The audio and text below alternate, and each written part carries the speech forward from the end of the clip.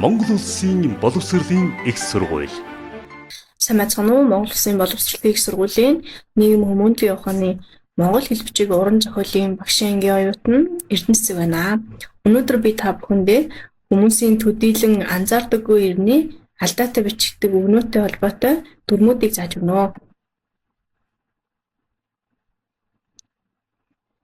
За миний зорилго бол хүмүүсийн төдийлөн анзаардаггүй иргэний алдаатай бичдэг өгнүүдийг нь зөв бичигдэнд туслах юм аа.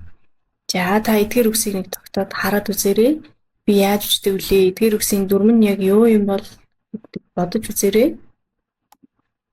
За хичээлээ эхлэхийн өмнө нэг зүйлийг сэргээн санацгаая. Монгол хэлэнд их шигт гээгүүлэгч буюу им, ин, гэ, ил, б, в, ир гэсэн 7 гээгүүлэгчийг үргэлж их шигттэй бичигддэг учраас их шигт 7 гээгүүлэгч хэмээн нэрлэдэг болов. Ц, Ж, З, С, Д, Т, Иш, Ч, Х гэсэн 9 гээгүүлэгчийг заримдаа их шиггүй, заримдаа их шигттэй бичигддэг учраас заримдаа 9 гээгүүлэгчийг нэрлэдэг байх нэ. За ингээд хойштоо их шигт гээгүүлэгчийг 7-гийн тоогоор, заримдаа гээгүүлэгчийг 9-ийн тоогоор тэмдэглээд явцгаая. За сая харуулсан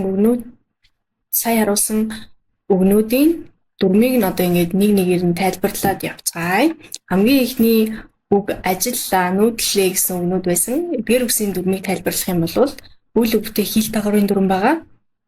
За 7 өмнө тохирсноор 7 буюу их шигт гэвлэгчээр төгссөн үгэн дээр үйл өгтэй хил дагаврыг залгавал их шигийг нь ил дагаврын хойно бичнэ гэсэн дүрм байдаг байна. За тэгэхээр жишээ авч үзэх юм бол ажил дээр нэмэх нь ил ажиллаа, их шигийг нь хойно бичнэ. Нүүдэл дээр нэмэх нь ил, нүүдэллээ, их шигийг нь хойно бичих байна. Зөвхөн ил үсгэж гэлтгүү Монгол баавар хэмээх үгэнд орсон им, ин, гэ, ил, б, в, ир буюу их шигт 7 гээгүүлэгчээр төгссөн үгэн дээр ил дагаврыг залгах юм бол их шигийг нь хойно бичдэг байх нэ. За дараагийн дүрм бол заримдаг гэвэл 9 буюу заримдаг гэвлэгчээр төгссөн үгэн дээр үйл өгтэй хил дагаврыг залгахад их шигийг нь ил дагаврын өмнө бичнэ. Жишээ авч үзэх юм бол тус дээр нэмэх нь ил, тусал, бод дээр нэмэх нь ил, бодол, мөн л цоожоо засаад тушаачих буюу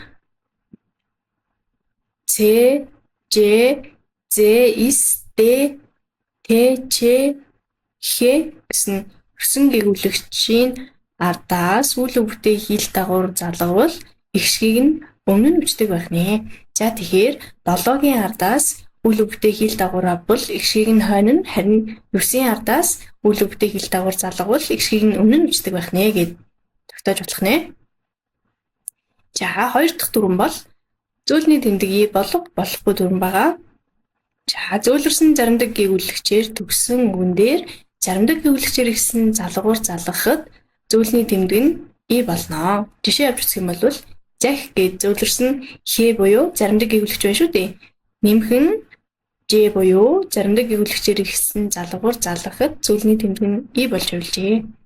За зөөлрсөн их шигт гээгүүлэгч буюу 7-оор төгссөн үгэн дээр их шигт гээгүүлэгчээр ихэлсэн залгуур залгахад зөөлний тэмдэг нь мөн и болж хувилдаг байх нэ. Жишээ авч үзэх юм бол хойл гэж зөөлрсөн их шигт гээгүүлэгчийн ардаас энэ буюу их шигт гээгүүлэгчээр ихсэн залгуур залгаад зөөлний тэмдэг нь и болж хувилжээ.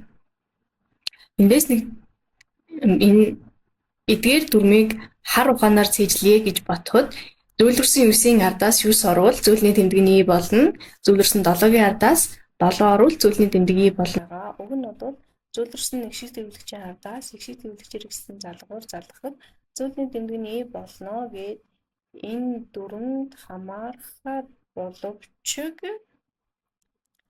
уг үг нь хоёр үгнээс бүтсэн учраас зөөлний тэмдгийг и болохгүй хэвээр нь бичдэг байх нэ. Дараагийн дүрм бол зэрэгцүүл олбохын ЖЖ нөхцөлийг зөв залгах байгаа. За энэ дүрмээр бол хүмүүс маш ихээр алддаг. Жишээлбэл орноосоо босч, онгоц, нийсч гэх мэтээр алддаг байгаа. За энэ үгний дүрмийг тайлбарлах юм бол үйл үг нь зэрэгцүүл олбохын ЖЖ нөхцөлийг залгахад үйл үг нь Заримдаг эвлэгчээр төгссөн байвал зөвхөн Ж нөхцөлийг залгаж бичнэ. Жишээлбэл засаж, нисэж гэх мэтээр заримдаг эвлэгчээр төгссөн үгнүүдэд зөвхөн Ж нөхцөлийг залгадаг байна.